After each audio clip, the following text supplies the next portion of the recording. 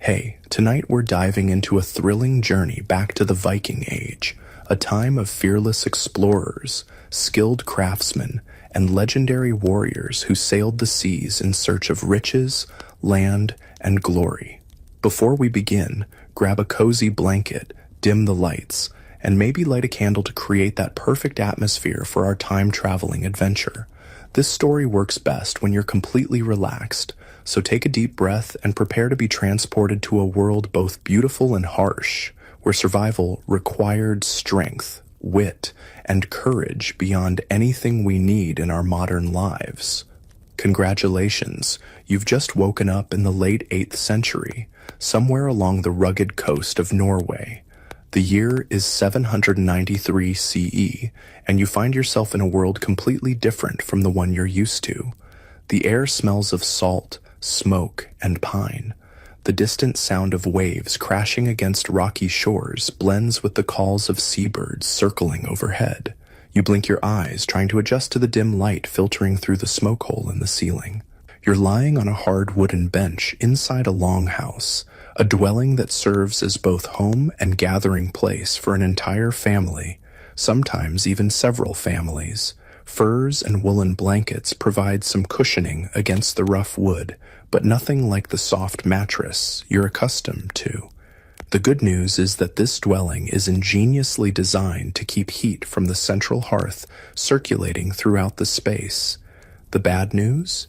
You're sharing it with not just people, but also with chickens pecking at the earthen floor and, during the harshest winter nights, even larger livestock.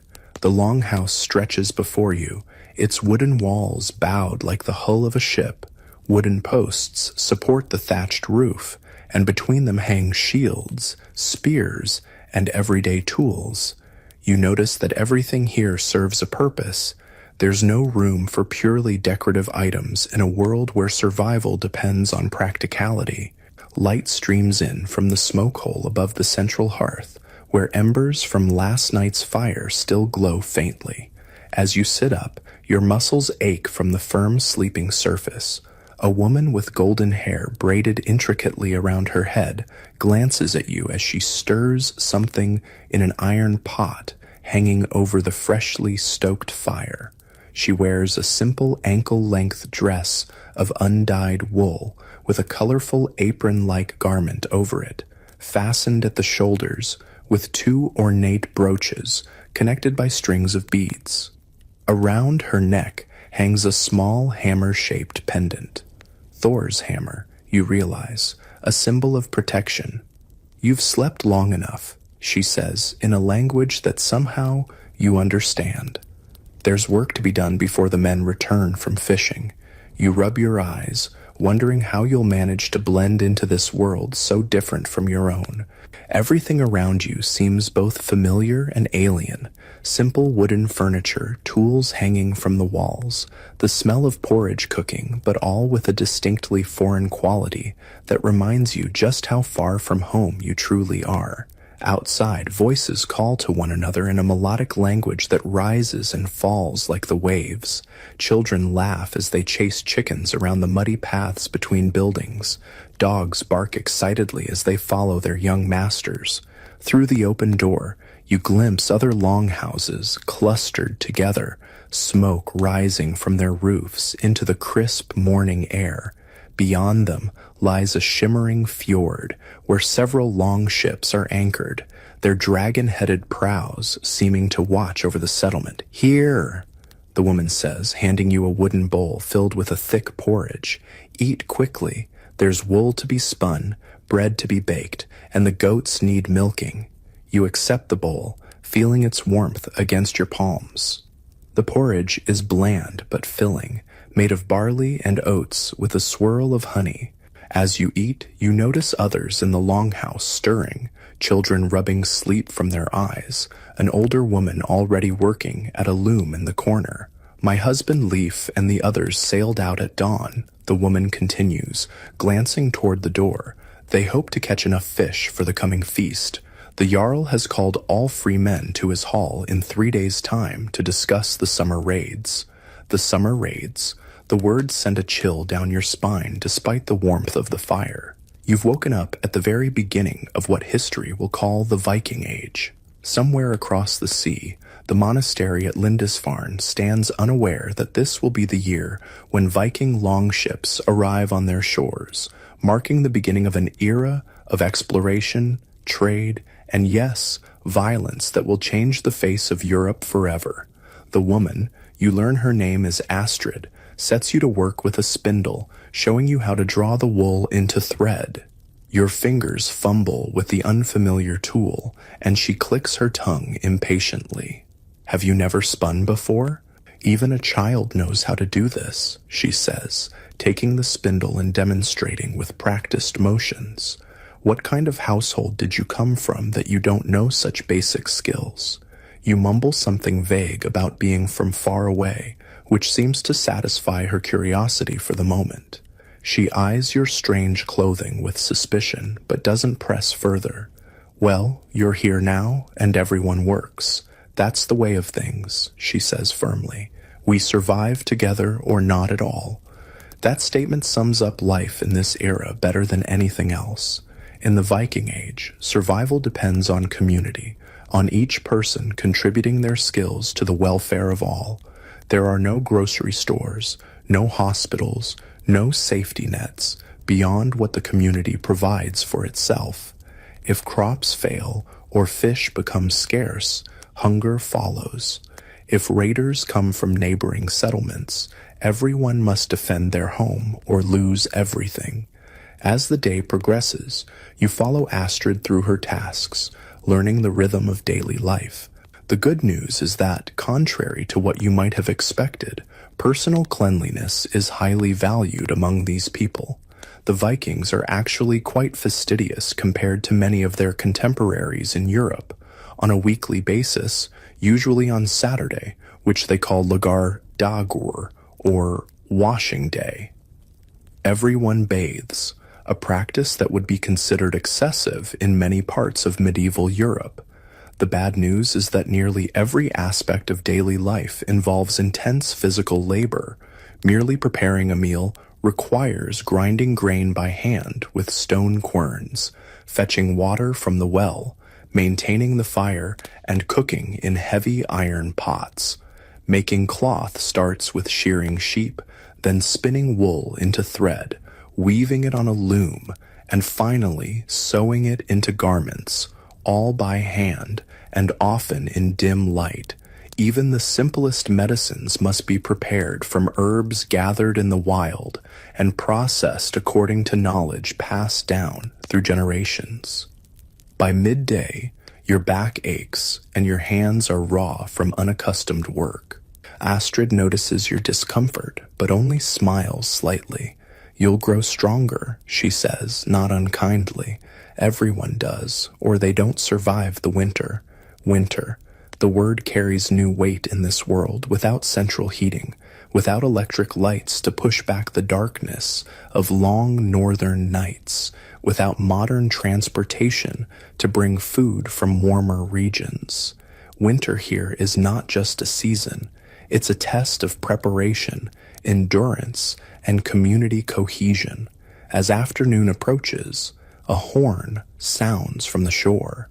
Astrid straightens, listening. They're returning, she says, setting aside her weaving and moving quickly to the door. Come, let's see what they've brought.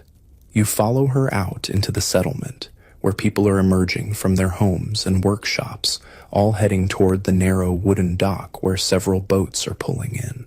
These aren't the massive longships you might have expected. Those fearsome dragon-prowed vessels are used for longer journeys and raids.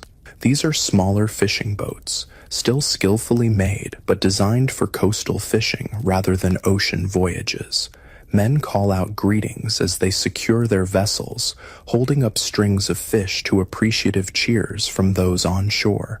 Children run to meet fathers and brothers, eagerly peering into the boats to see the day's catch. Dogs bark excitedly, darting between legs and sniffing hopefully at the fish being unloaded. Leaf, a tall man with a reddish beard streaked with gray, raises a hand in greeting when he spots Astrid. His arms are muscled from years of rowing and fishing, his face weathered from exposure to sun and sea. He looks to be in his 30s, but it's hard to tell for certain. Life in this era ages people faster than in your time. We had good fortune today, he tells Astrid as he hands her several large cod. The sea was generous. Njord smiled on you, she replies, referring to the Norse god of the sea and fishing. Perhaps, Leif agrees, then lowers his voice.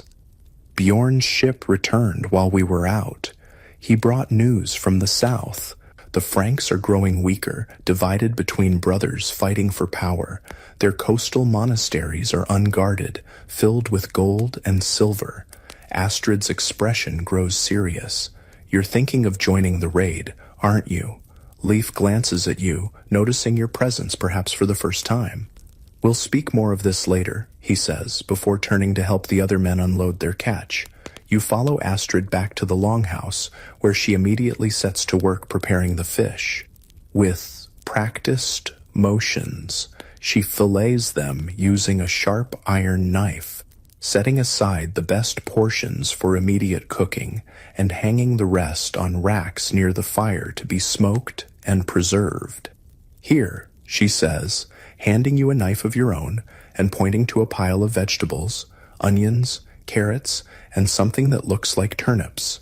Cut these for the stew. As you work alongside her, Astrid begins to talk, perhaps sensing your curiosity about this world you've found yourself in. My husband is a good man, a respected man in our community, she says, her knife never pausing in its work. He has a boat of his own and land a farm. We have 4 children who lived past infancy. We are blessed by the gods for that. You learn that 3 of their children are grown, 2 sons who have their own families now, and a daughter who married a man from another settlement. The 4th, a boy of 12, named Eric, is currently helping his father with the boats. But Leif dreams of more, Astrid continues, her voice dropping slightly, despite the fact that you're alone in the house. He hears the stories from those who have sailed to distant lands, who have brought back silver and thralls. The word thralls, you realize, refers to slaves, people captured during raids and brought back to work the farms and households of the Norse. Do you think he'll go? You ask cautiously, not wanting to seem too ignorant of their customs, but curious about what's coming. Astrid sighs as she tosses the fish into a large pot. Men seek glory and wealth. It's in their nature. And times have been difficult these past few years. Poor harvests, harder winters. Many believe that raiding is the answer, that the gods favor those bold enough to take what they need. As evening approaches, more people gather in the longhouse. You meet Eric, a skinny boy with his father's reddish hair who watches you with open curiosity. Several neighbors arrive, bringing contributions to the meal. Freshly baked bread, fermented milk that tastes something like yogurt, berries preserved from last summer's harvest. The longhouse fills with conversation and laughter as people share news and stories. Leif and several other men sit near the fire, talking in low voices about lands across the sea, about monasteries filled with treasure, about the glory that awaits those brave enough to venture into unknown waters. You notice how the youngest men lean forward eagerly, their eyes bright with visions of adventure and wealth, while some of the older ones look more cautious, weighing risks against potential rewards. The Jarl says we'll need at least 4 ships, one man says, stroking his beard thoughtfully. Enough men to overwhelm any resistance quickly. And good weather, adds another. The Western Sea can be treacherous even in summer. The priests at these monasteries, they're not warriors, a young man points out eagerly. They won't fight back. Don't be too certain, cautions an older man with a long scar running down one side of his face. Any man will fight when cornered, and their god is powerful, so they say.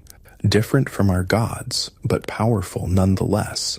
The conversation shifts to practical matters. how many men each ship will need, what provisions to take, the best time to depart. You listen, realizing you're witnessing the planning of what might be one of the earliest Viking raids on the British Isles, events that will transform European history. Later, as people begin to depart for their own homes and the fire burns low, life approaches you directly for the first time. Astrid tells me you're from distant lands, he says, studying your face in the flickering light, yet you speak our tongue? You fumble for an explanation that might make sense in this context. I've traveled far, you say carefully, and learned many languages along the way. Leif nods slowly, seemingly satisfied with this vague answer. A traveler. Perhaps you've seen the lands we speak of? The kingdoms across the western sea? When you hesitate, he continues, no matter. If you stay among us, you'll need to contribute. Can you work wood? Metal?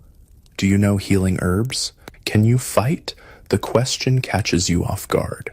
In your time, most people go their entire lives without needing to defend themselves physically. Here, it's simply another necessary skill, like cooking or farming. I'm willing to learn, you offer. Leif studies you for a moment longer, then nods. Good. Tomorrow you'll work with Gunnar the smith. He always needs someone to work the bellows. Hard work, but you'll earn your keep.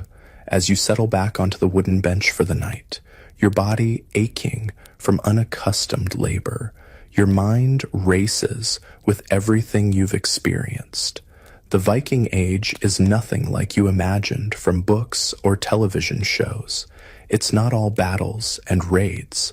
Most of daily life revolves around the endless work of survival, growing food, making tools, producing clothing, maintaining shelter, yet underneath the ordinary rhythm of daily tasks runs a current of something else, a restless energy, a hunger for more than mere survival. You've sensed it in the way people speak of lands beyond the horizon, in the pride they take in their ships, in the stories they tell around the fire of ancestors who sailed into unknown waters and returned with wealth and tales of wonders. As sleep begins to claim you, your last thoughts are of the journey ahead. You've survived your first day in the Viking Age, but harder tests await. Tomorrow brings new challenges, new skills to learn, new dangers to navigate. And beyond that looms the summer and the raids that will launch the Viking Age in earnest, an age of exploration, conquest, and change that will reshape the world for centuries to come. In the darkness of the longhouse, with the embers of the fire casting faint red light on wooden beams overhead, you drift into dreams of dragon ships sailing toward distant shores, their carved prows cutting through waves like knives through cloth, bearing men seeking fortune, glory, and a place in the songs that will be sung for generations. Morning arrives with the crowing of roosters and the soft glow of dawn filtering through the smoke hole. You're already learning that in the Viking Age, people generally rise with the sun and sleep when darkness falls, a natural rhythm dictated by necessity rather than choice. The longhouse stirs to life around you as Astrid builds up the fire and begins preparing the morning meal. Today, as promised, you're to work with Gunnar the smith. After a breakfast of leftover fish stew and a chunk of dense, chewy bread, Leif leads you through the settlement to a small building set slightly apart from the others. Even from a distance, you can hear the rhythmic clanging of metal on metal and feel the heat radiating from the open doorway. Gunnar, Leif calls as you approach, I've brought you help for the day. The smith straightens from his work, setting aside a glowing piece of metal. He's a mountain of a man with massive arms and a chest like a barrel. His beard singed in places from flying sparks. Burns and small scars cover his forearms, testament to years at the forge. This one? Gunnar asks doubtfully, looking you up and down. Doesn't look strong enough to work the bellows for an hour, let alone a day. Everyone starts somewhere, Leif replies with a shrug. and we need those axe heads finished before the ships depart. Gunnar grunts in acknowledgement, then gestures for you to enter his domain. Come then, let's see what you're made of. Leaf leaves you in the smith's capable, if intimidating, hands. The forge is a simple structure with walls on 3 sides and an open front to allow heat to escape and light to enter. The heart of the space is the forge itself, a clay furnace where charcoal burns bright orange, fed by leather bellows that pump air to raise the temperature high enough to work iron.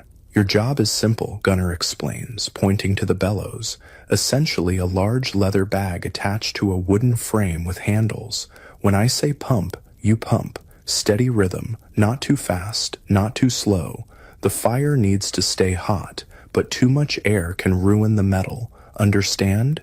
You nod, and he positions you at the bellows while he returns to the piece he was working on, what appears to be an axe head, glowing red hot from the forge.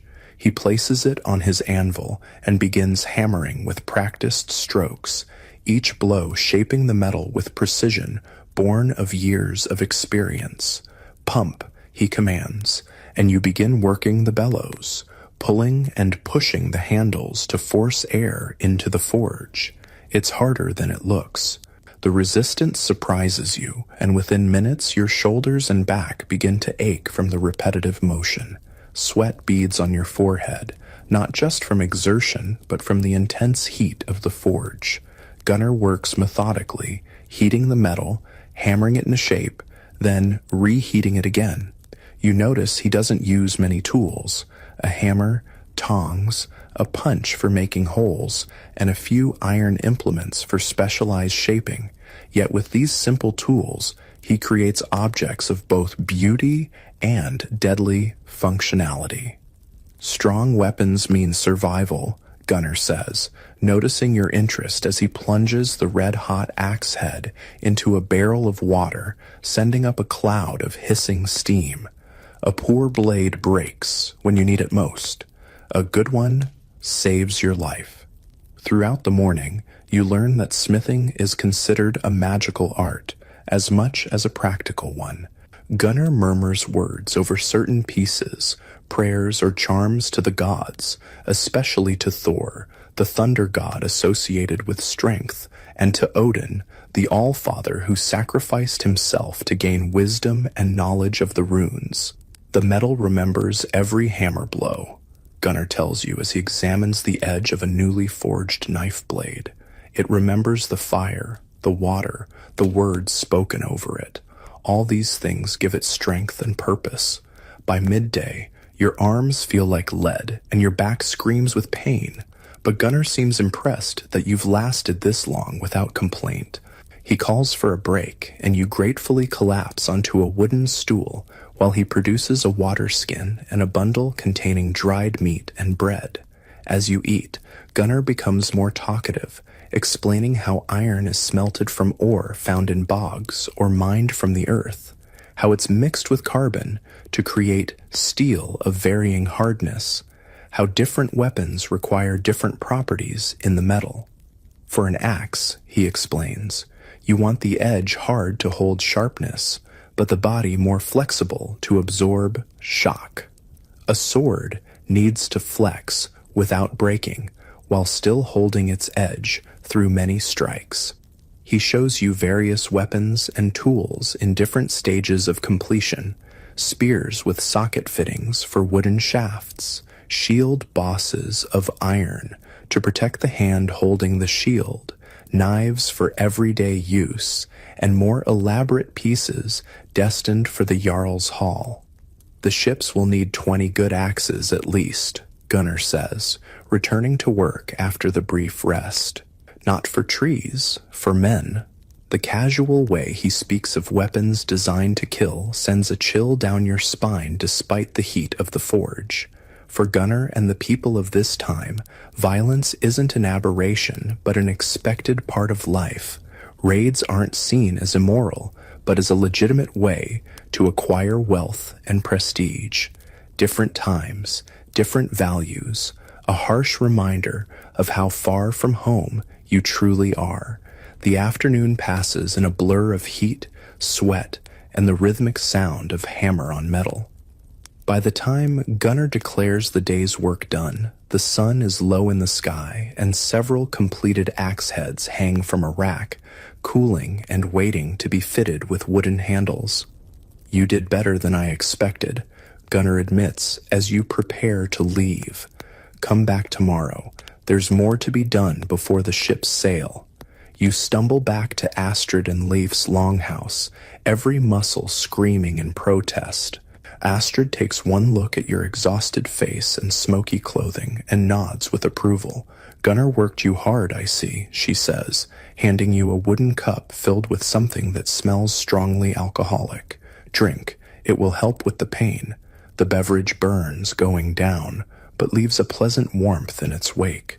Some kind of mead, you realize, fermented honey mixed with herbs. As you sip it gratefully, you notice the longhouse is unusually busy this evening. Extra lamps burn, casting flickering light on groups of women working together at various tasks. Some card wool, others spin, and a few work at looms, their fingers flying as they create intricate patterns in the fabric. "We're preparing for the men's journey," Astrid explains, seeing your questioning look.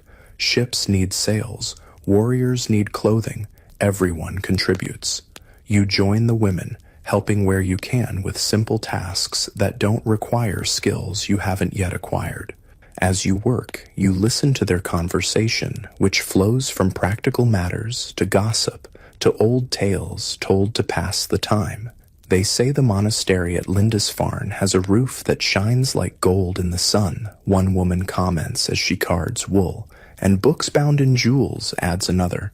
"Their god must be very rich." "Their god has only one eye, like Odin," an older woman says with authority. "But they say he died and came back to life. Like Balder will after Ragnarok," someone else suggests, referring to the Norse god of light and purity, son of Odin and Frigg, who according to prophecy would return after the final battle that ends the world. Perhaps all gods are the same god, just wearing different faces for different peoples, the older woman muses, earning herself disapproving looks from some of the others. "Careful, Sigrid," Astrid warns. "Such talk borders on disrespect. The gods hear all." The conversation shifts to more immediate concerns. Which ships will go? Who will sail on them? What might be brought back?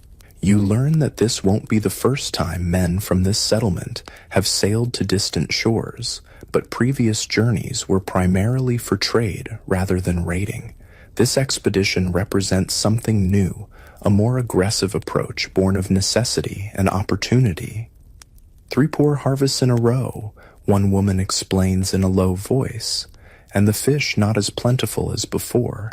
People are hungry, worried about the coming winter. And the Jarl needs to prove himself," another adds. "His father was a great leader, respected by all. The son must show he's worthy of the same loyalty." As darkness falls, men begin to arrive, joining the gathering. Leif returns with Eric, both carrying armfuls of freshly hewn wood for arrows. They settle near the fire, Leif showing his son how to shape the shafts using a small knife, carefully creating notches for the bowstring and the arrowhead. Throughout the evening, more neighbors drop by, turning the longhouse into an impromptu community workspace and social gathering. The atmosphere reminds you of an old-fashioned barn-raising or quilting bee, everyone contributing to a common goal while sharing news, jokes, and stories. One man produces a stringed instrument, something like a lyre, and soon music fills the space. People sing along to familiar tunes, songs about heroes and gods, about great journeys and battles fought long ago. You notice that these aren't just entertainment, but also serve to teach and reinforce cultural values.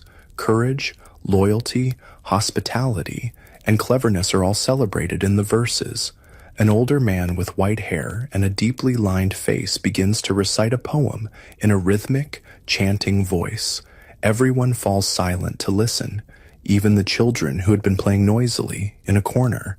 You recognize this as a skald, a poet and storyteller responsible for preserving the community's history and mythology through oral tradition.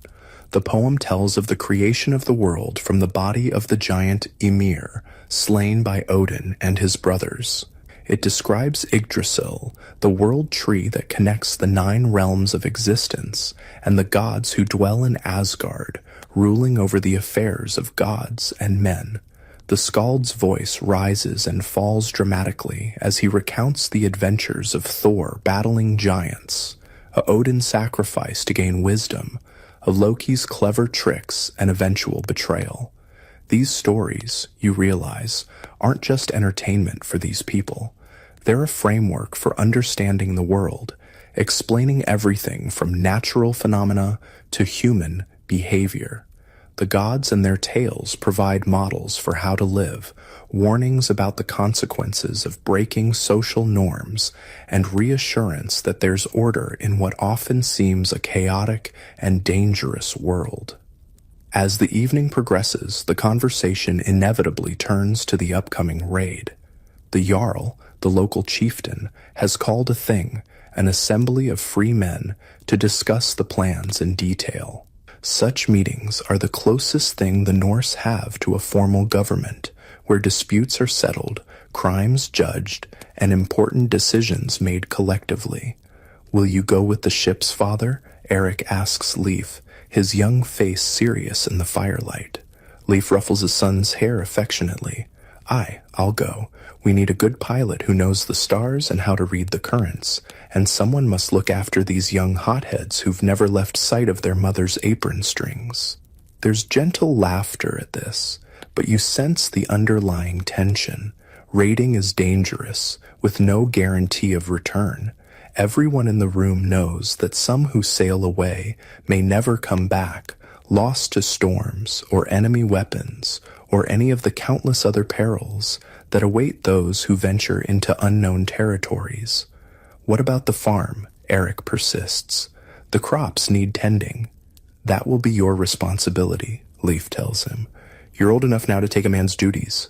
Your mother will guide you, and Gunnar has promised to keep an eye on things as well."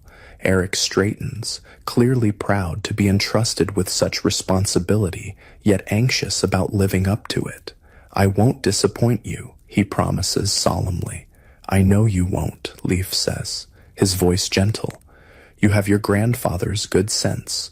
Later, as the gathering begins to disperse, you help Astrid clean up, gathering empty cups and bowls, sweeping the floor, banking the fire for the night. She works silently for a while, then speaks abruptly. "You heard what was said tonight. Leif will go with the ships." You nod, uncertain how to respond.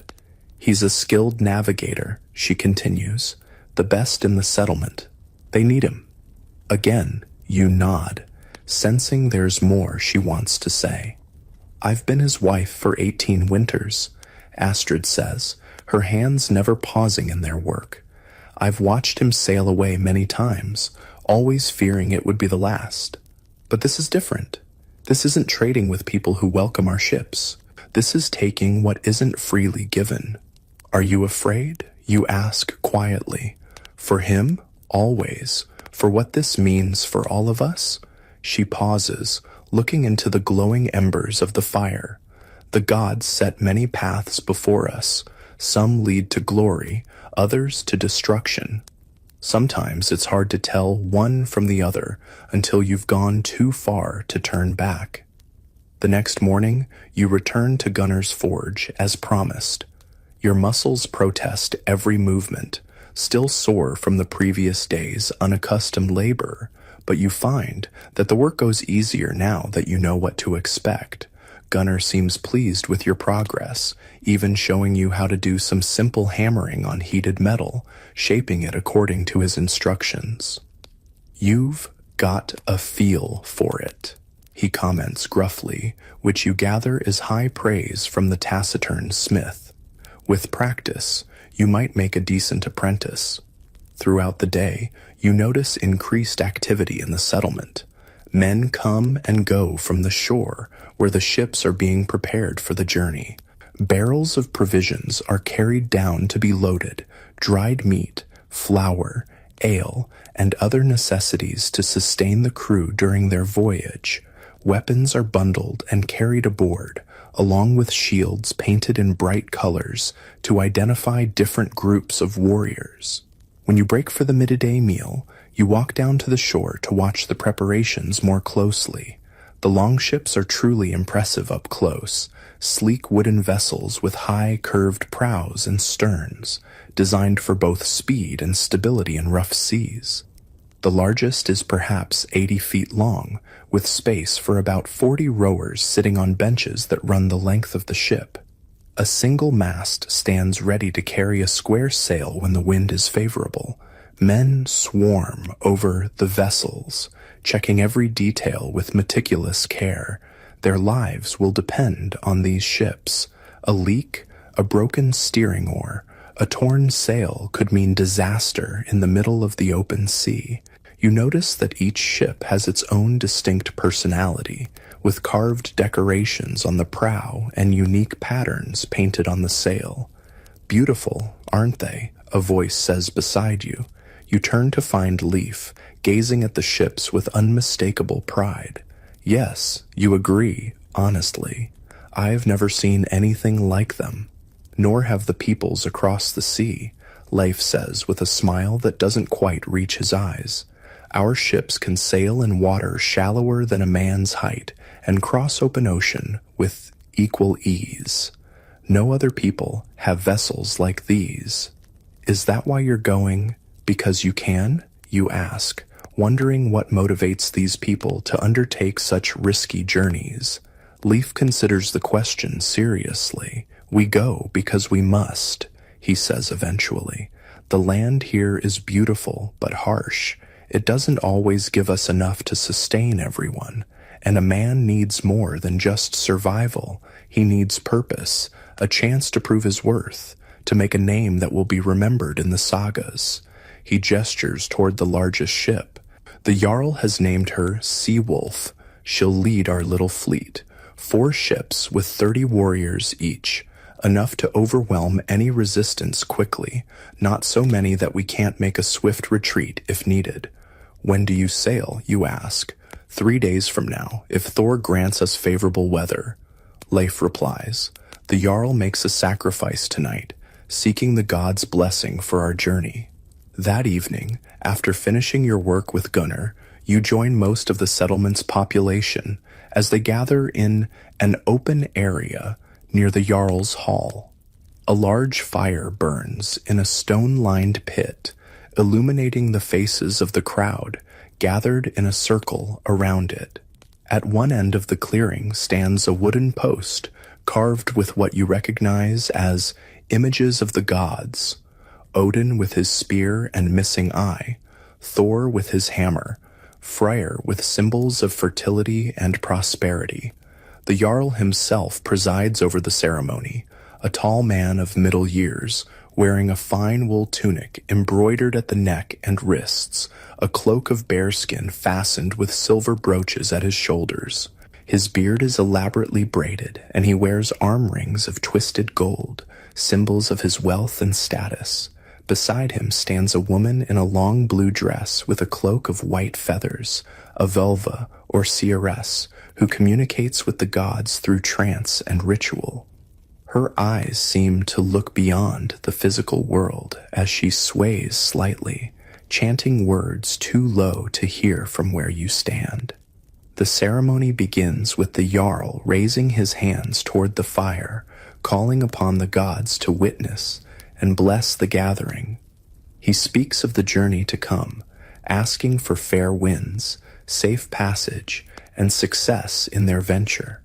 Then he turns to the vulva, who steps forward, her face illuminated by the dancing flames. She begins a chant that starts low and rises gradually, her voice taking on a quality that makes the hair on the back of your neck stand up. Though you can understand the language the Norse speak in everyday conversation, her words seem to come from somewhere beyond normal speech, perhaps an older form of the language, or words meant only for divine ears.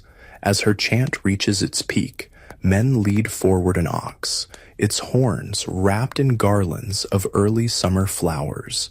With a swift, practiced motion, the Jarl draws a knife across the animal's throat.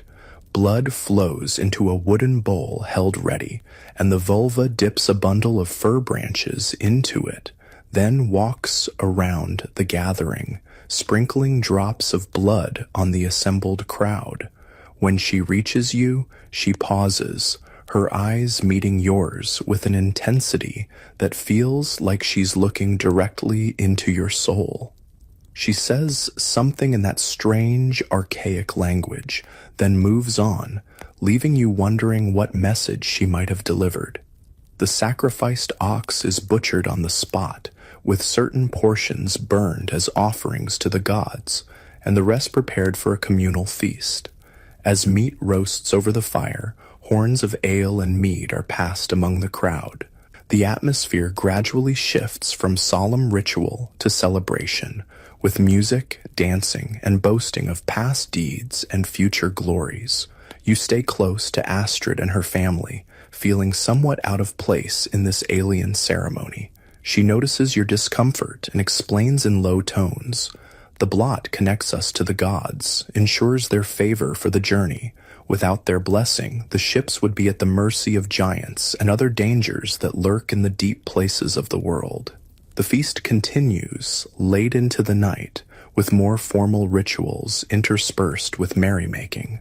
Oaths are sworn upon a sacred ring, promises made to share the spoils fairly, to stand together in danger, to bring honor to their people and their gods through their deeds.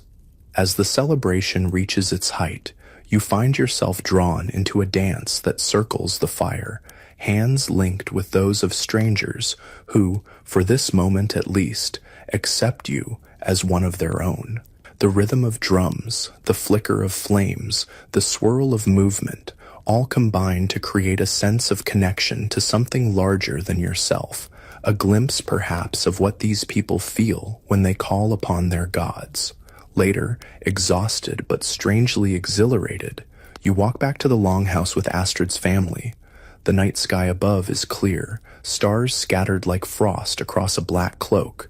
Leif points out certain constellations, explaining how they guide sailors when no land is in sight. The stars are the same in distant lands, he says thoughtfully. No matter how far we travel, they watch over us, constant as the gods themselves. You look up at those ancient stars, the same ones that shine in your own time, and feel a momentary connection across the centuries, a bridge between this world of gods and warriors and the one you've left behind. Perhaps in some ways, people haven't changed as much as you might think, still looking to the stars for guidance, still seeking meaning in the vastness of the universe. With that comforting thought, you settle onto your sleeping bench, muscles aching from work and dance, mind full of the strange and wonderful things you've witnessed. Sleep comes quickly, deep and dreamless, as your body continues to adapt to the demands of this new world. The next 2 days pass in a whirlwind of activity as the entire settlement prepares for the departure of the ships. You continue to work with Gunnar, your hands growing calloused from labor, your arms stronger from working the bellows. The forge never cools as weapons and tools are crafted, repaired, and sharpened. Other crafters are equally busy, woodworkers making oars and shields, women sewing extra clothing, and preparing food that will keep during the voyage. On the morning of the 3rd day, you wake to the sound of a horn blowing from the shore. The sailing day has arrived, and with it a sense of both excitement and tension that permeates the entire settlement. After a hasty breakfast, everyone gathers at the beach where the 4 ships wait, bobbing gently in the calm waters of the fjord. The vessels are fully laden now, provisions and weapons stowed carefully to maintain balance. Shields hang along the gunwales, their bright colors creating a protective barrier, as well as an impressive display. Each ship has its own animal-headed prow, wolves, dragons, serpents, carved and painted figures that seem alive in the morning light, ready to guide their vessels through unknown waters. The warriors who will sail are saying their goodbyes to families and friends. Some are solemn, others boisterous, but all share a common anticipation of what lies ahead. Many wear their finest clothing for this departure, tunics of good wool with colorful trim, cloaks fastened with decorative brooches, arm rings and necklaces that display their status and wealth. Life embraces Astrid tightly, then places his hands on Eric's shoulders, speaking words of encouragement and responsibility to his son. The boy stands straight, trying to appear confident and mature despite the tears that threaten at the corners of his eyes. "Watch over your mother," Leif instructs him. "The farm is in your hands until I return." "I will, father," Eric promises, his voice breaking slightly. "May Thor protect you." "And you," Leif replies, ruffling the boy's hair one last time before turning to board his ship. The Jarl steps forward to address the crowd before departure. He stands tall in the bow of the lead vessel, the Sea Wolf, his cloak billowing in the breeze, a polished helmet gleaming on his head. "Today we sail toward a new future," he proclaims, his voice carrying across the water. "Our ancestors have always followed the paths of the sea, trading with distant lands. Now we go further, seeking the wealth that will sustain our people through hard times. The gods have shown us this path through dreams and signs. They sail with us." A cheer rises from the assembled crowd. The Jarl continues, "To those who remain behind, tend the farms, care for the elderly and young, keep our settlement strong.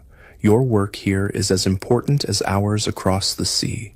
When we return with treasure and tales, the celebration will honor all who made it possible."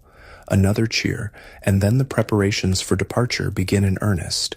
Men take their places at the oars, 30 to each ship. Others prepare to push the vessels from the shore into deeper water. The ships have been loaded with care. Heavier items like food barrels and water casks placed low in the hull for stability. Weapons and personal belongings stowed under the rowing benches or along the center line. You stand with Astrid and Eric, watching as Leif takes his position near the steering oar of the second ship. He raises a hand in farewell, and then his attention turns fully to the task at hand, calling out instructions to the oarsmen as they prepare to depart. With a final horn blast, the ships begin to move. They're pushed into deeper water, oars extending like great wings on either side, dipping into the fjord in unison. Slowly at first, then with gathering speed, the vessels glide away from shore, their dragon prows seeming to come alive as they taste the salt water. Women and children run along the shoreline, waving and calling farewell until the ships round a bend in the fjord and disappear from sight. A strange silence falls over the gathered crowd as they stand watching the empty water, each person absorbed in their own thoughts and emotions. Astrid sighs deeply, then straightens her shoulders. "Well," she says briskly, "the fields won't plow themselves, and the goats need milking. Life goes on." And it does. With the departure of the ships, the settlement reorganizes itself around those who remain. Work that would normally be done by the absent men is redistributed. Young boys like Eric take on greater responsibilities. Older men who stayed behind provide guidance, and women oversee the smooth operation of farms and households. You continue to work with Gunnar, who has remained to ensure the settlement has a skilled smith for repairs and day-to-day needs. He begins to teach you more advanced skills: how to judge the temperature of metal by its color, how to create different hardnesses in the same piece, how to add simple decorative elements to functional items. A knife can be beautiful as well as useful, he explains as he demonstrates how to hammer a pattern into a blade. Beauty honors the gods who gave us the knowledge of metalworking. Days pass in a rhythm of labor, meals, and sleep. You find your body adapting to the physical demands of this era, growing stronger and more resilient. Your hands, once soft, now bear calluses that allow you to grip tools without pain. You learn to tell time by the position of the sun, to predict weather changes by observing clouds and wind patterns, to identify edible plants in the surrounding forests. In the evenings, there's still time for storytelling around the fire. The skald continues to share tales of gods and heroes, each story containing lessons about courage, honor, wisdom, or the consequences of breaking social norms. You realize these narratives serve as both entertainment and education, reinforcing the values that hold the community together. About 2 weeks after the ship's departure, a storm sweeps through the region. Rain pounds on the roof of the longhouse, wind howls through gaps in the walls, and lightning illuminates the darkness in brief, blinding flashes. Thunder rolls across the sky like the sound of Thor's chariot wheels, which is exactly how the Norse interpret it. Thor fights the Jotnar tonight, the old skald comments, as a particularly loud thunderclap shakes the building. The giants who bring storms and destruction. Children huddle closer to their mothers, both frightened and thrilled by the display of divine power. Even some adults make the sign of Thor's hammer for protection as lightning strikes nearby, the gesture a quick motion from forehead to chest, then shoulder to shoulder.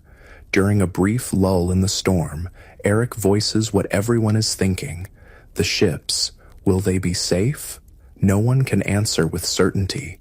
Everyone knows the dangers of the open sea during storms, how even the best-built vessels can be overwhelmed by massive waves or driven onto rocky shores. Prayers are offered silently and aloud for the safety of the absent warriors, their names mentioned specifically to draw the gods' attention to those in need of protection. Mourning reveals the storm's damage, a few roof sections torn away, chicken coops overturned, fields partially flooded. The community works together to make repairs, sharing labor and materials as needed. There's no formal governance structure making these decisions. Cooperation is simply understood as necessary for survival. This is how we've always lived, Astrid explains when you ask about the organization of work. Each family looks after its own needs first, but no one prospers if the settlement as a whole suffers. We help each other because tomorrow we may need help ourselves. This practical philosophy extends to all aspects of life. When a family's cow gives birth to twin calves, the extra animal is given to a neighbor whose own cow died the previous winter. When a child falls ill, women skilled in herbal medicine drop their own work to tend to them. When game is caught during a hunt, the meat is shared according to need rather than being claimed exclusively by the hunter. It's not a perfect system. You notice tensions between certain families, old grudges that simmer below the surface, personalities that clash, but the harsh realities of survival in this era enforce a level of cooperation that overrides most conflicts. A month passes with no word from the raiding party. This isn't unexpected, even in good conditions. The journey to the British Isles would take several weeks, and the raiders planned to stay long enough to make the voyage worthwhile. Still, anxiety grows as time stretches on. Then, on a clear afternoon when many people are working in the fields, a shout comes from the fjord entrance where a boy has been stationed as a lookout. Ships! Ships returning! Work is abandoned as everyone rushes to the shore, straining to see the approaching vessels. Relief washes over the crowd as 4 dragon prows come into view, all ships accounted for, all returning together as they left. But as they draw closer, it becomes apparent that the journey has taken its toll. One ship sits noticeably lower in the water, its sail patched in several places. Another shows signs of repair to its hull, fresh wood lighter than the weathered planks around it, and on all the ships there are fewer faces visible than departed. The vessels beach with less ceremony than when they left, warriors jumping into shallow water to help pull them ashore. The first men to reach land are greeted with embraces, tears, and rapid questions. Where the answers bring good news, there's joy and laughter. Where they don't, there's the beginning of grief. You stay with Astrid and Eric, watching anxiously for Leif among the returning warriors. Minutes that feel like hours pass before they spot him helping a limping comrade from one of the ships. Leif himself appears thinner than when he left, with a healing cut visible on his forearm, but otherwise unharmed.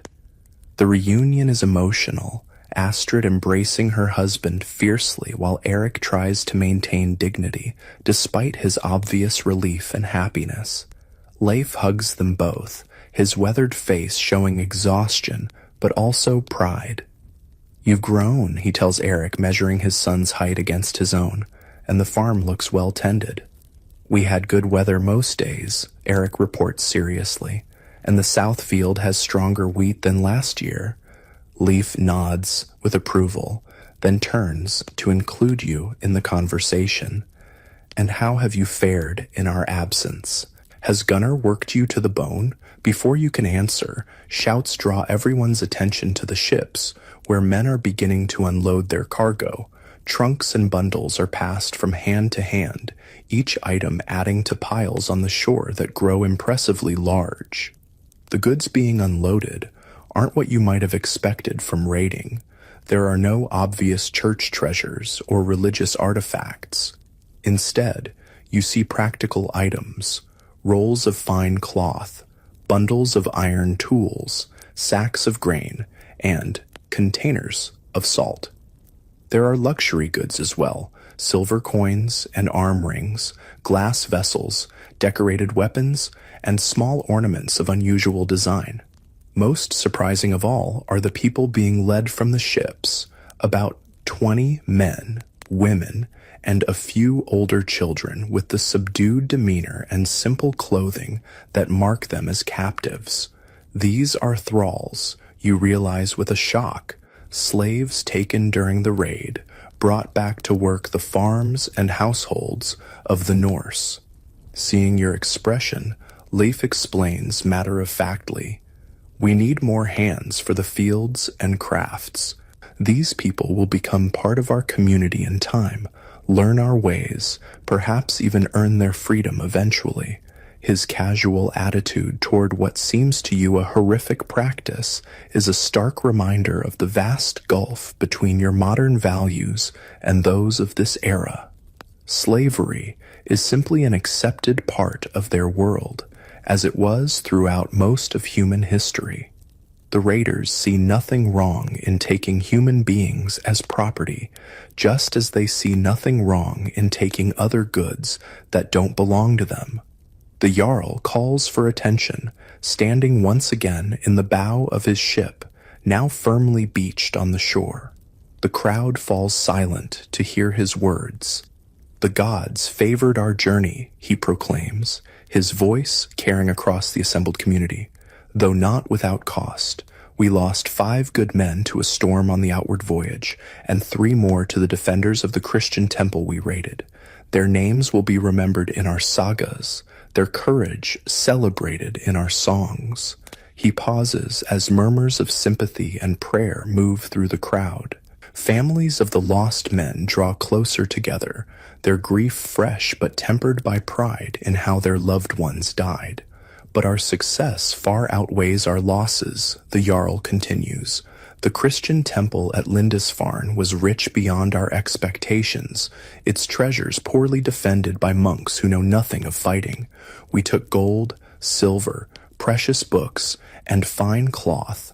We took thralls to strengthen our workforce, and we took knowledge of other such places, equally wealthy, equally vulnerable."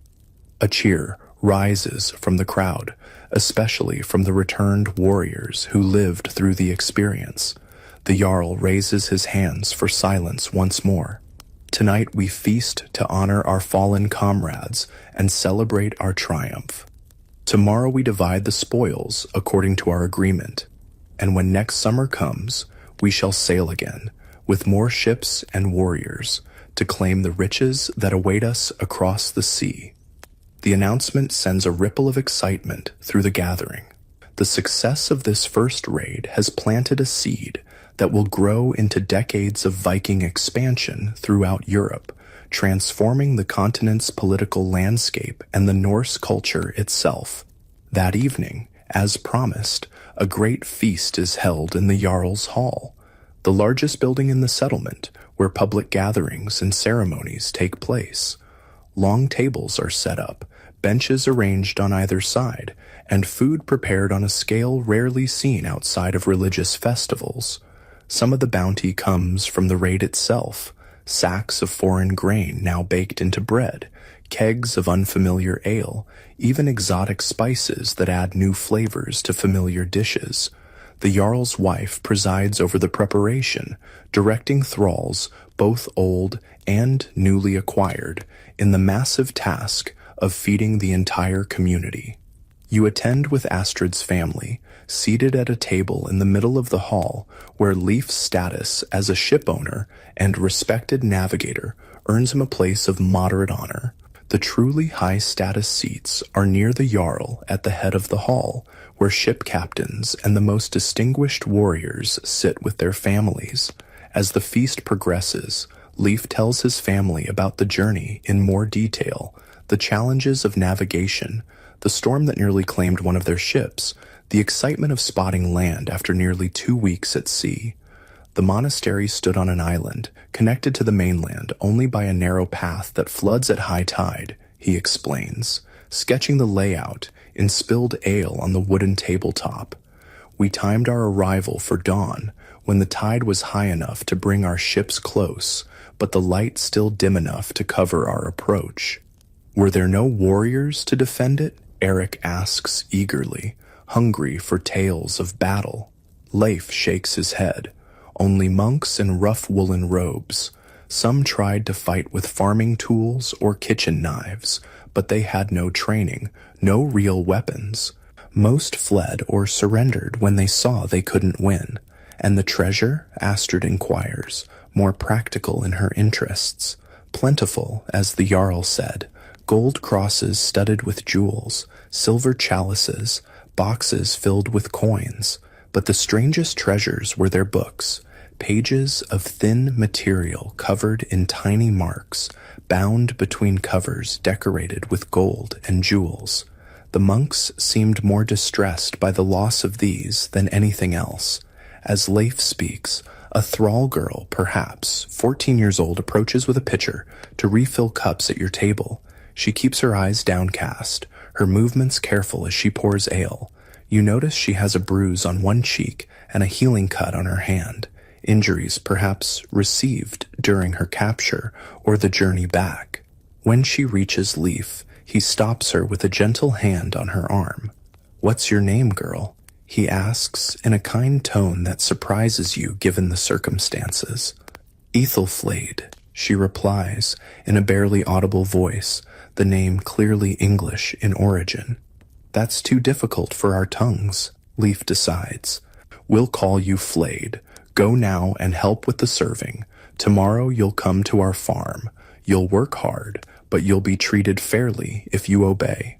The girl, Flayed now, nods silently and continues her task, moving to the next table with her pitcher. You watch her go, wondering about her story, her family, the life she had before Viking ships appeared on her shores. The feast continues late into the night. As alcohol flows freely, the atmosphere grows rowdier. Warriors reenact moments from the raid, sometimes with exaggerated flourishes that draw laughter from the crowd. The skald composes verses on the spot to commemorate particularly brave or clever deeds, ensuring they'll be remembered in the oral history of the community. Music fills the hall. Drums, simple stringed instruments, flutes made of bone and wood. People dance in the open space between tables, their movements energetic and sometimes acrobatic. Even children join in, imitating their elders until they drop from exhaustion and are carried to sleeping furs arranged along the walls. Through it all, the Jarl observes from his high seat, accepting congratulations and tributes from his people. His success as a leader has been confirmed by the raid's outcome, his position strengthened by the wealth he'll distribute tomorrow. In a society where leadership depends on personal charisma and proven ability rather than formal titles or hereditary rights, such visible successes are crucial to maintaining power. Late in the evening, when many have already succumbed to exhaustion or intoxication, the vulva makes an appearance. The crowd falls silent as she enters, her feather cloak ghostly in the flickering light of the hall's fires. She carries a staff topped with brass ornaments that jingle softly as she walks to stand before the Jarl. "The gods have spoken," she announces, her voice carrying in the sudden quiet. "They are pleased with our offering before the voyage and with the courage shown by our warriors. Odin welcomes the fallen to his hall, where they feast even now as we do here." A murmur of approval runs through the assembly.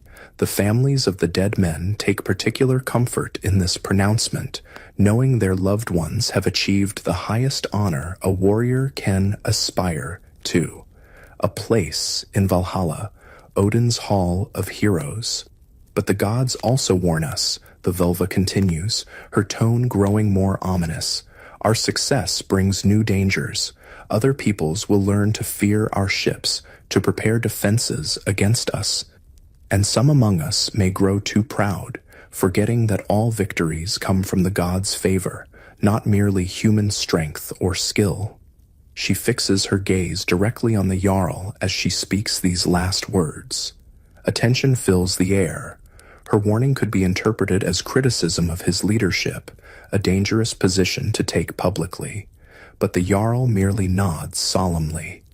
"The gods' wisdom is always welcome," he responds carefully. "We shall remember both their favor and their warning." Satisfied, the vulva withdraws, leaving the feast to continue in a somewhat subdued atmosphere that gradually returns to celebration as more ale is consumed and the music resumes.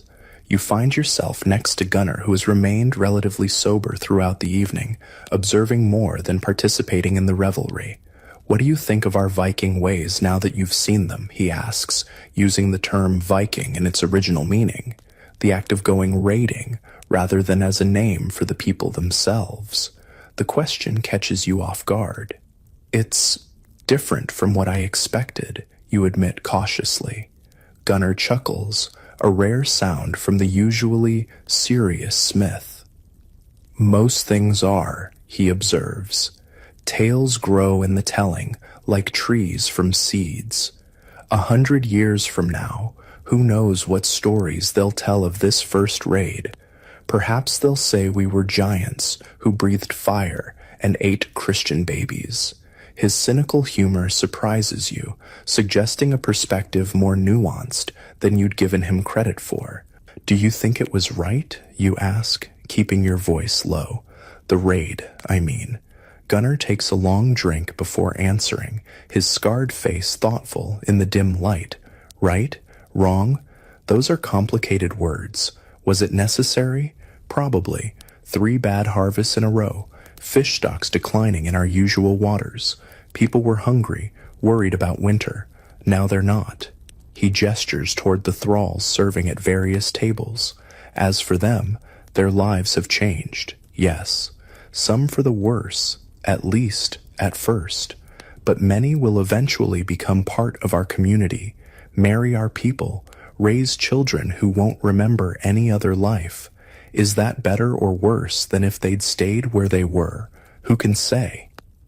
His pragmatic view reflects the reality of this era. Morality is often a luxury afforded only to those whose survival is secure. For people living on the edge of subsistence, decisions are made based on what ensures continuation of the family, the community, the way of life. As the feast finally winds down, you walk back to Astrid and Leif's longhouse with their family, now expanded by the addition of Flade, who follows silently a few paces behind. The night is clear, stars brilliant in the dark sky, the path lit by the occasional torch set at crossroads in the settlement. Eric, tired but still excited by the day's events, peppers his father with questions about the voyage, the foreign lands, the fighting techniques used during the raid. Leif answers patiently, though you notice he softens some of the harsher realities for his young son's ears. Astrid walks in silence, her expression thoughtful. Later, as everyone prepares for sleep, you overhear her speaking quietly to Leif near the banked fire. "Things will change now," she says, her voice barely above a whisper. "This success will lead to more raids, more wealth, and more danger. The world is always changing," Leif replies, placing a gentle hand on her shoulder. "We must change with it or be left behind. And our children, what world are we creating for them?" Leif has no immediate answer for this deeper question. He simply draws her close, both of them gazing into the glowing embers, as if seeking glimpses of the future in the dying flames.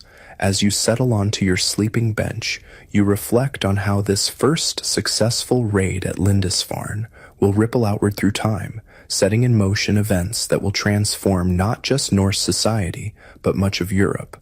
The Vikings will establish settlements in England, Ireland, Normandy, and as far east as Russia and Constantinople. They'll influence language, law, art, and technology wherever they go. They'll be remembered as both brutal raiders and skilled traders, explorers and colonizers, destroyers and builders. And it all begins here, with ships returning laden with plunder, with a feast celebrating victory, with plans already forming for the next summer's voyages. You're witnessing the birth of the Viking Age, a pivotal moment in history unfolding around you in all its complex, contradictory glory. Sleep comes slowly as your mind processes everything you've experienced.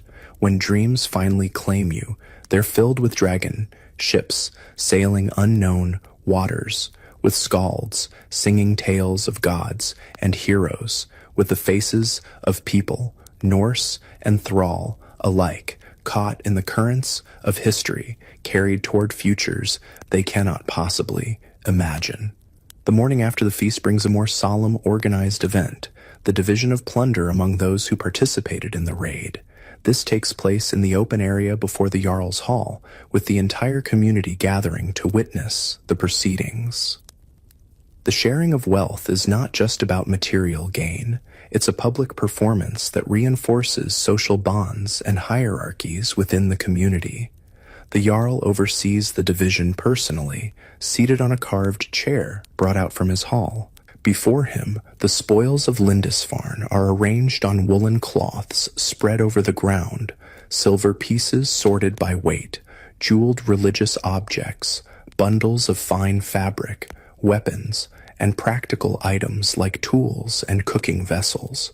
"According to our agreement before sailing," the Jarl announces, "the goods will be divided thus: 1/3 to outfit the ships and provide for families of the fallen, 1/3 divided among all who sailed based on their contribution, and 1/3 to be distributed at my discretion to reward exceptional service." This formula seems to be accepted without question, likely a traditional arrangement that everyone understands and considers fair.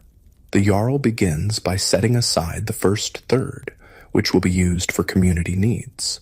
From the remainder, each warrior receives a share proportionate to his role in the expedition.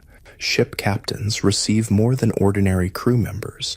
Those who fought especially bravely get bonus items, and those who contributed specialized skills like navigation are recognized accordingly. Leif, as both a ship owner and chief navigator, receives a substantial portion: silver arm rings, a finely crafted sword from Frankish lands, likely obtained through previous trade rather than directly from Lindisfarne, and several ells of English woolen cloth finer than anything produced locally. "The cloth is for you," he tells Astrid when he returns to where his family watches the proceedings. "The sword I'll keep for now, but it will be Eric's when he's ready." The boy's eyes widen at this promise.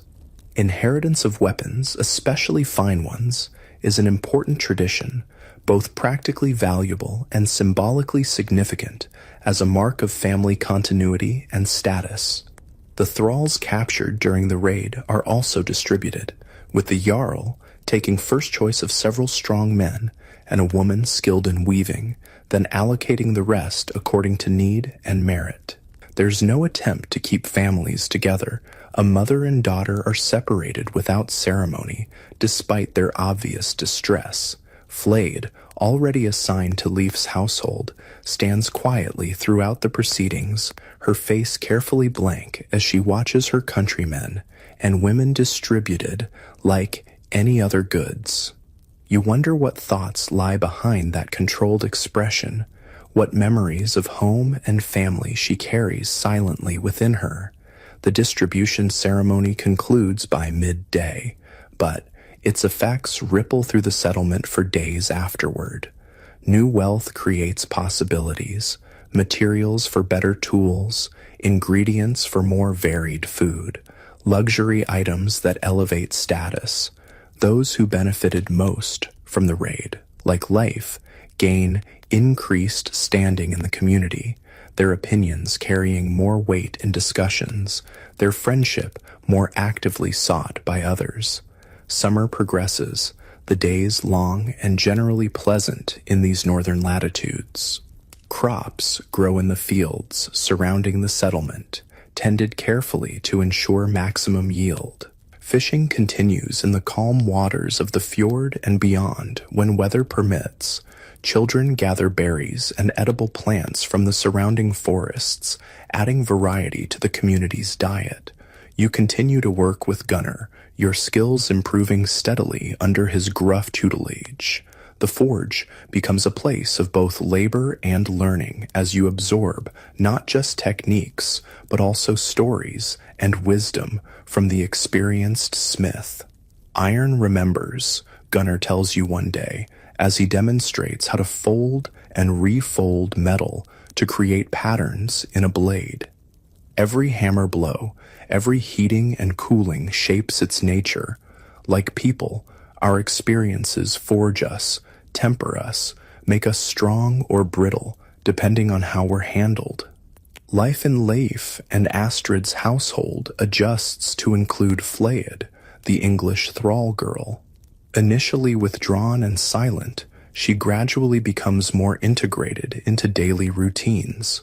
Her weaving skills prove valuable, and she learns Norse quickly out of necessity. You notice that while she's clearly not considered an equal, Astrid treats her firmly but not cruelly, and even Eric develops a protective attitude toward her after scaring off some local boys who were taunting the foreign girl. "She's ours now," you overhear him telling the other boys. "Father brought her back for our household, and no one disrespects what belongs to us." His possessive phrasing makes you wince, but you recognize that in his mind, being theirs offers Flayed protection and a defined place in the social order. It's a complex relationship that can't be simply categorized as either purely exploitative or benevolent. One evening, helping Flayed carry water from the stream, you manage a private conversation away from Norse ears. "Where are you from?" you ask quietly, speaking slowly to accommodate her still developing comprehension of Norse. "Northumbria," she replies after a cautious glance around. "My father was a craftsman at Lindisfarne. He made books." She struggles to find the Norse word, eventually resorting to a gesture of turning pages. "And your family? Were they?" She shakes her head sharply, cutting off the question. "Dead now, better not to speak of them." Her abrupt response silences further questions, but as you walk back together, she adds softly, "It helps to work, to learn. If I am useful, perhaps someday." She trails off, but her meaning is clear. Thralls can eventually gain freedom in Norse society, especially those who prove their value and adapt to their new culture. This glimpse into Flade's perspective reminds you that history is lived by individuals with their own hopes, fears, and strategies for survival. Behind the broad strokes of historical events, invasions, conquests, cultural exchanges, are countless personal stories like hers, most forever unrecorded. As summer reaches its height, the Jarl calls another assembly to discuss plans already forming for the following year. The success at Lindisfarne has whetted appetites for further raids, and information gathered during that expedition has revealed other tempting targets along the coasts of England, Scotland, and Ireland. "We should build more ships," one man argues during the discussion. "4 was enough for Lindisfarne, but if we target larger settlements or expect resistance, we'll need greater numbers." "And train more warriors," adds another.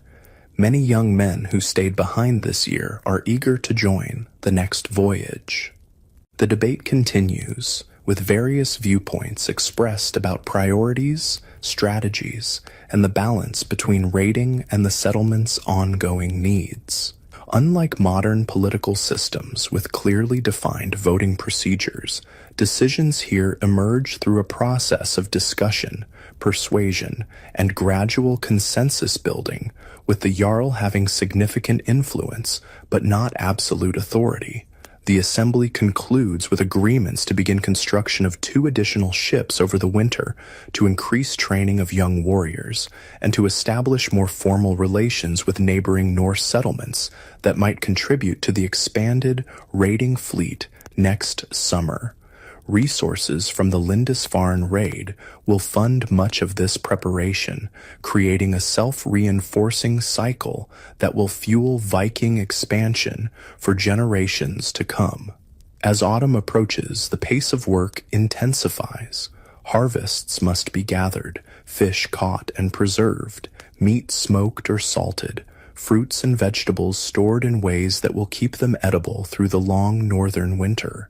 Every member of the community participates in this essential work, even children and the elderly contributing according to their abilities. You find yourself drawn into these activities alongside your continuing work with Gunnar.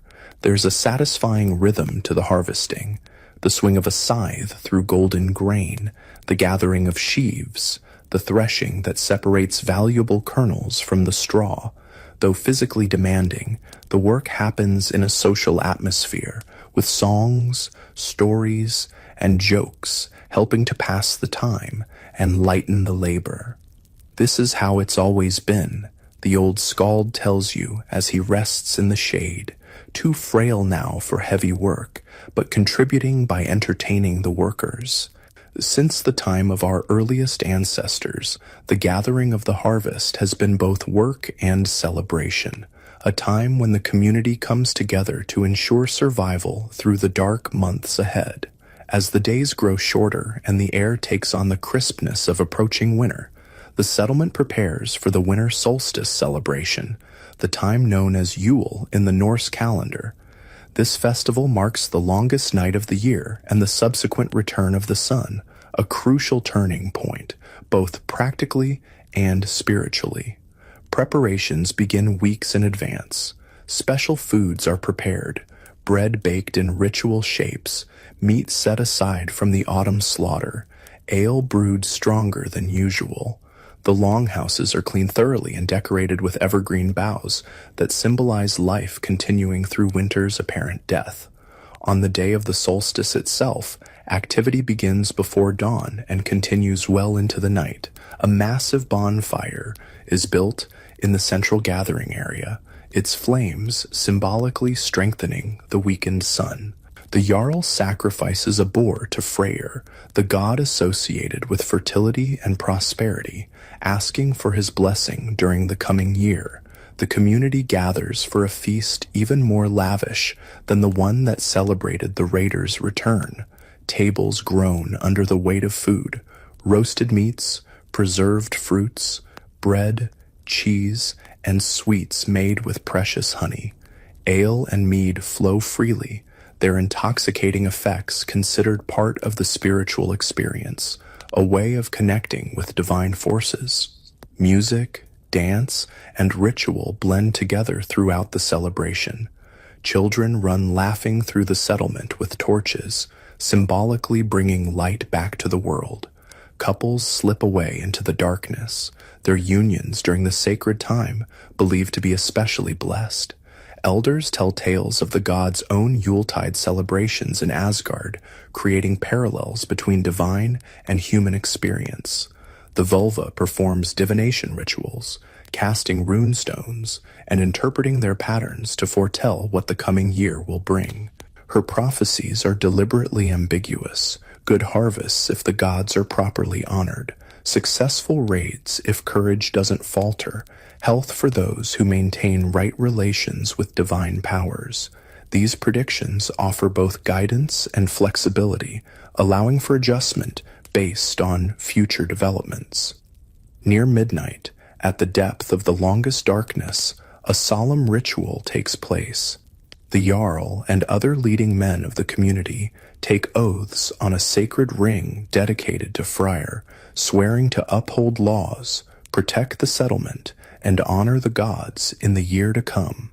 These promises have both religious and social significance, binding the leadership to their responsibilities and reaffirming the community's shared values.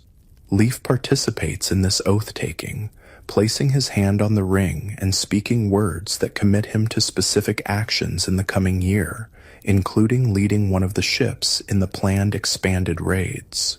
Eric watches with pride and longing, eager for the day when he too will be considered a man, able to take part in such rituals and expeditions. The Yule celebration continues for 3 days, gradually transitioning from formal religious observances to more relaxed socializing. Work is minimized during this time, with only essential tasks like tending animals performed. It's a welcome break before the deep winter sets in, bringing shorter days, colder temperatures, and the inevitable challenges of the season. Winter in the Viking settlement is a time of contrasts. Outside, the world seems dormant, fields covered in snow, the fjord sometimes frozen near the shores, daylight lasting only a few hours. But inside the longhouses, life continues with surprising vigor and variety. This is the season for indoor crafts, weaving, carving, repair of tools and equipment. Men work on building components for the new ships, shaping strakes and fashioning the dragon heads that will adorn the prows come spring. Women spin and weave, turning wool into the fabric that will clothe the community.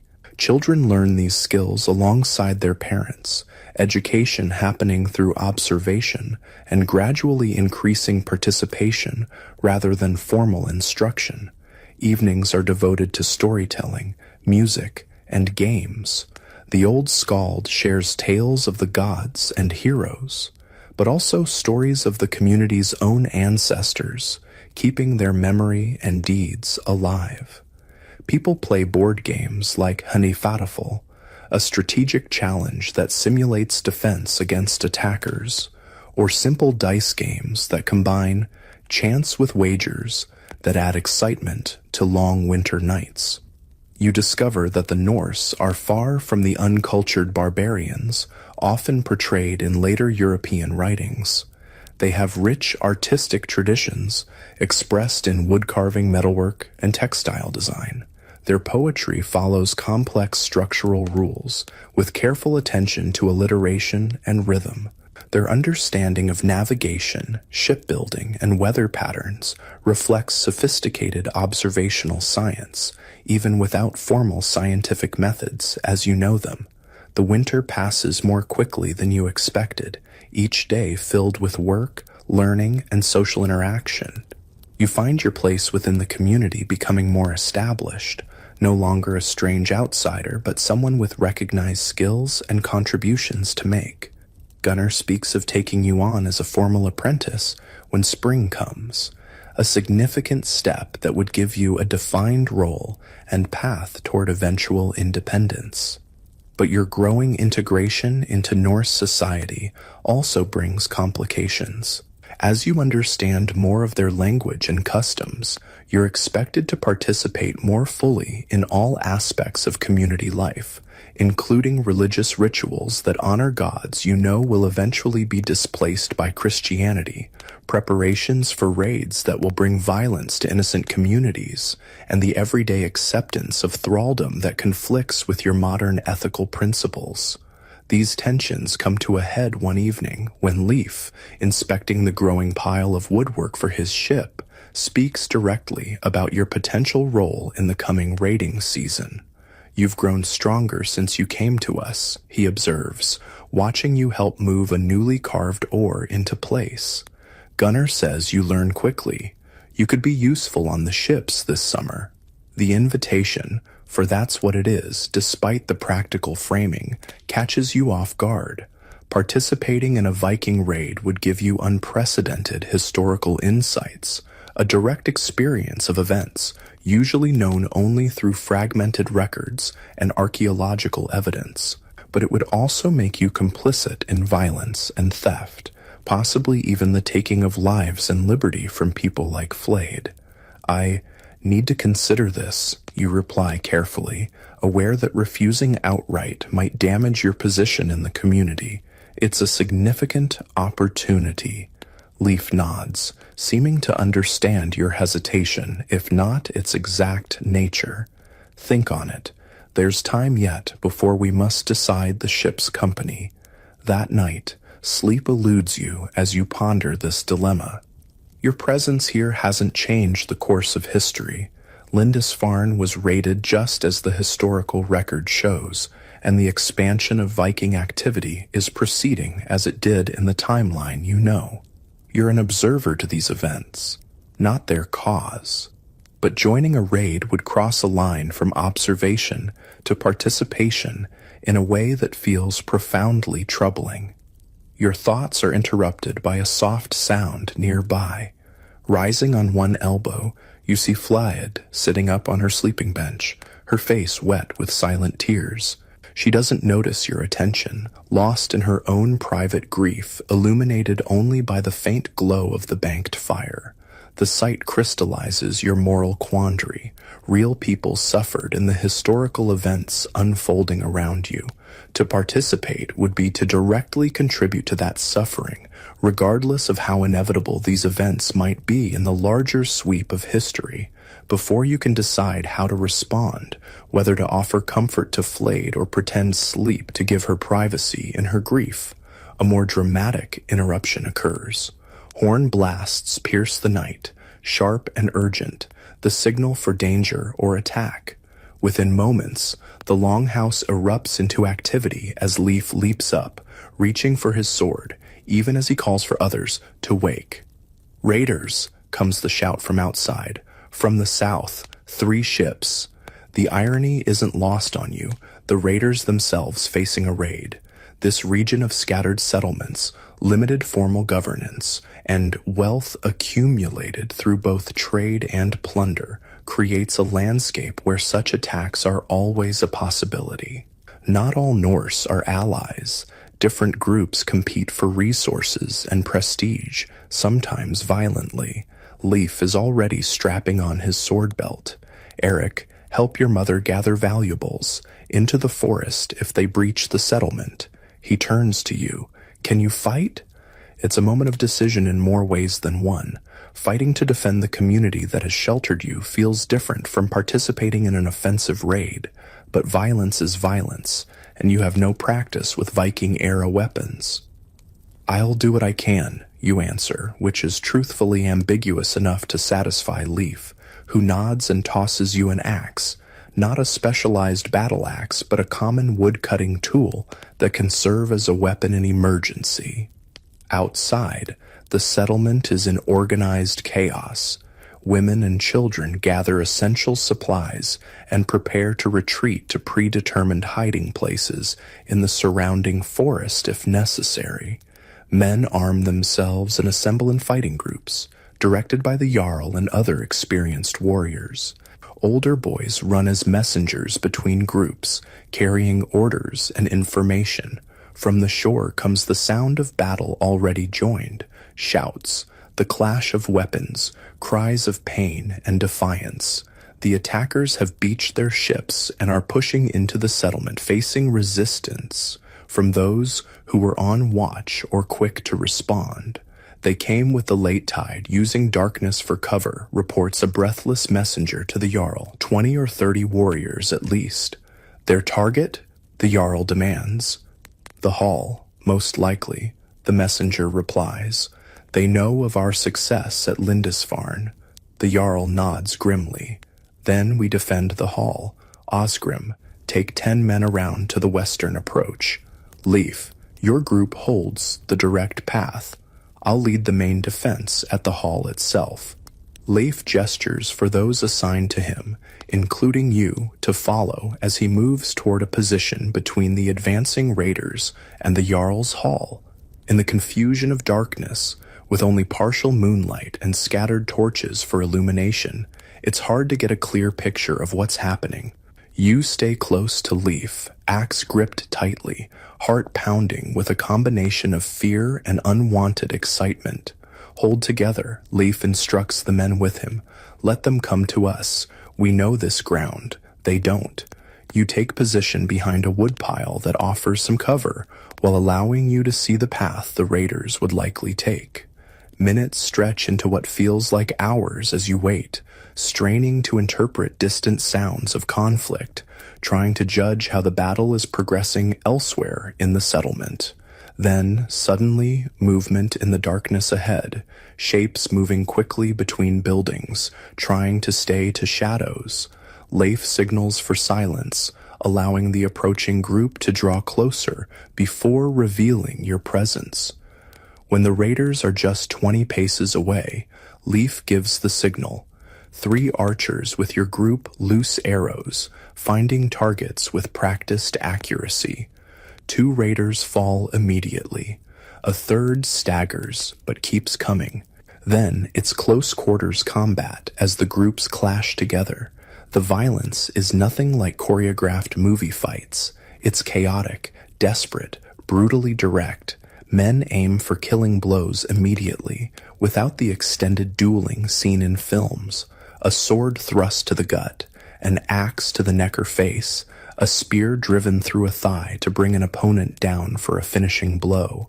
The fighting is quick, savage, and terrifyingly efficient.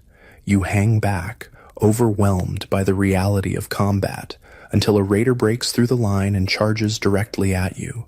Instinct takes over as you swing your axe, aiming more to create distance than to strike a lethal blow. The axe head catches the man's upraised arm, cutting deeply. He howls in pain, but keeps coming, sword raised in his other hand. Before he can reach you, Eric, who was supposed to be helping his mother but obviously slipped away to join the fighting, appears from nowhere and drives a short spear into the raider's side. The man crumples, his sword falling harmlessly to the ground. Eric stands frozen, eyes wide with shock at what he's done. This is clearly his first kill, a moment both traumatic and, in this society, transformative. You pull him back to safety as the fighting continues around you, his face pale in the moonlight, breath coming in short gasps. I killed him, the boy stammers, part horror, part disbelieving pride. You saved me, you reply, holding his shoulders steady. Breathe. Stay focused. We're still in danger. The warning is timely. Another wave of raiders is approaching, having pushed through defenses elsewhere. Leif and the remaining men in your group fall back toward the Jarl's Hall, where the main defense is centered. You keep Eric close as you retreat, watching for attacks from the sides or rear.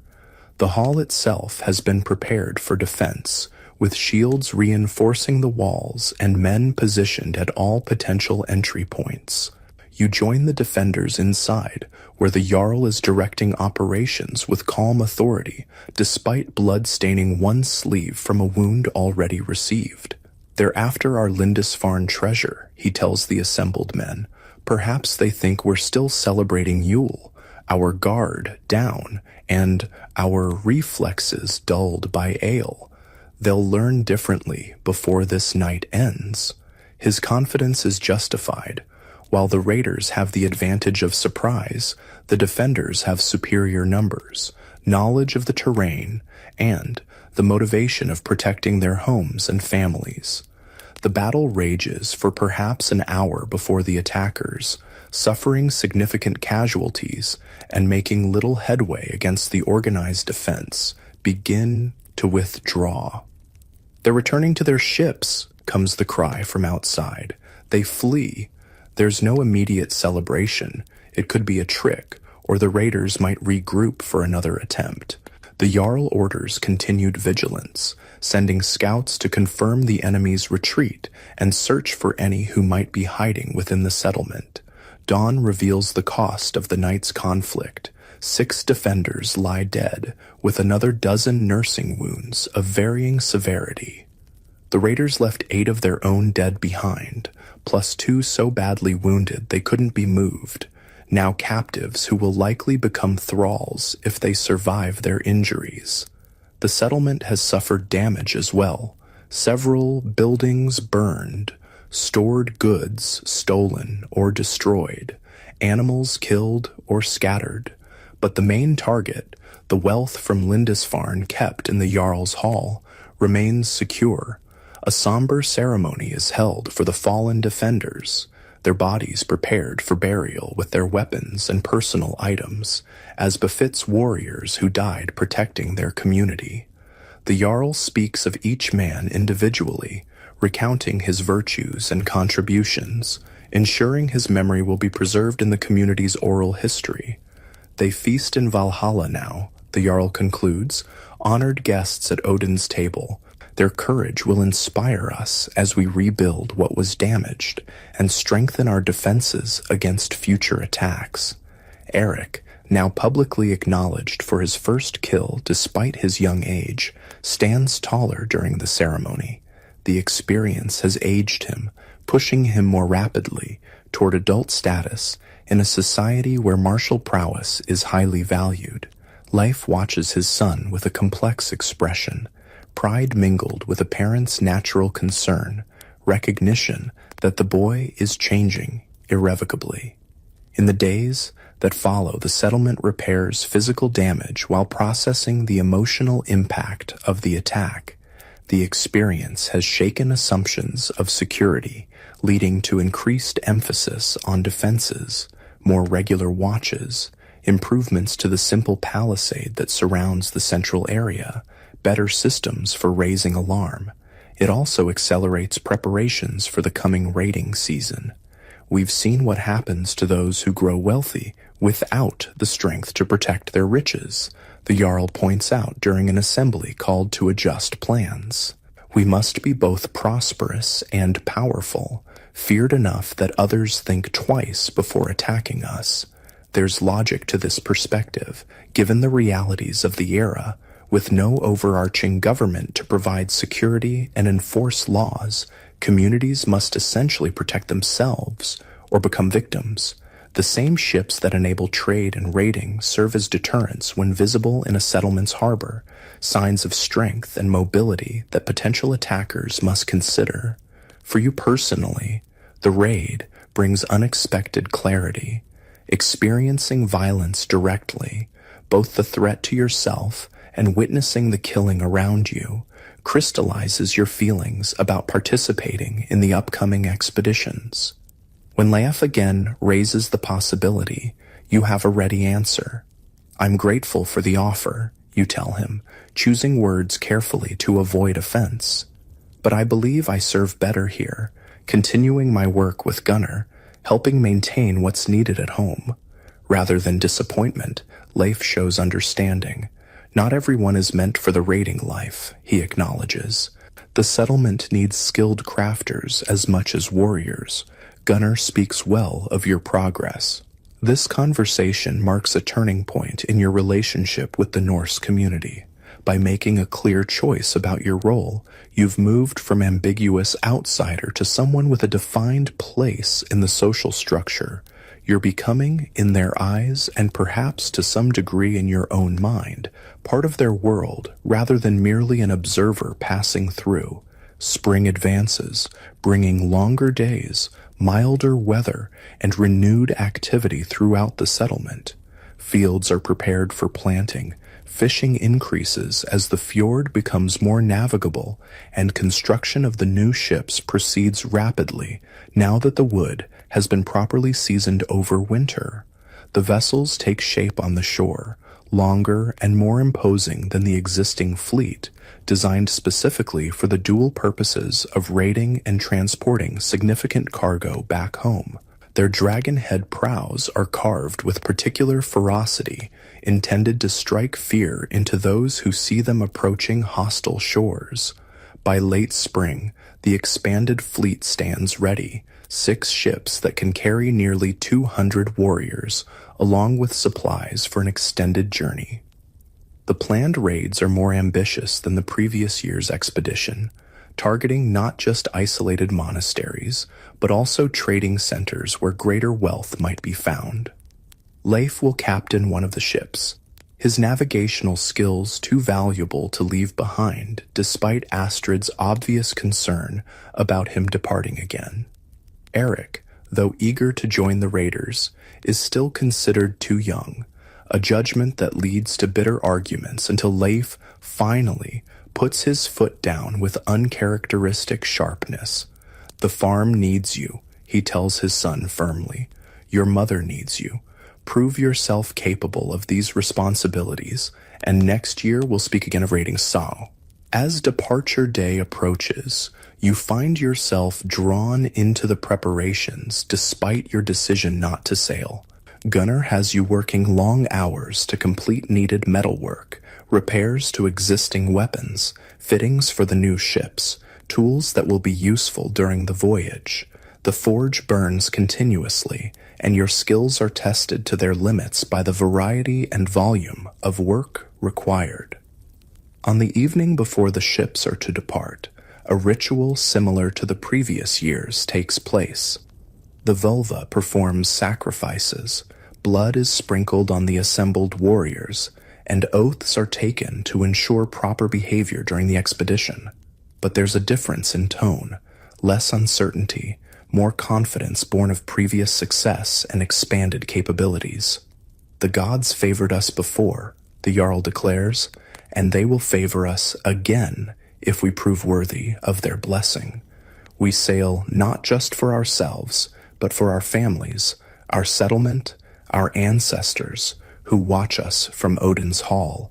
Let every warrior remember this.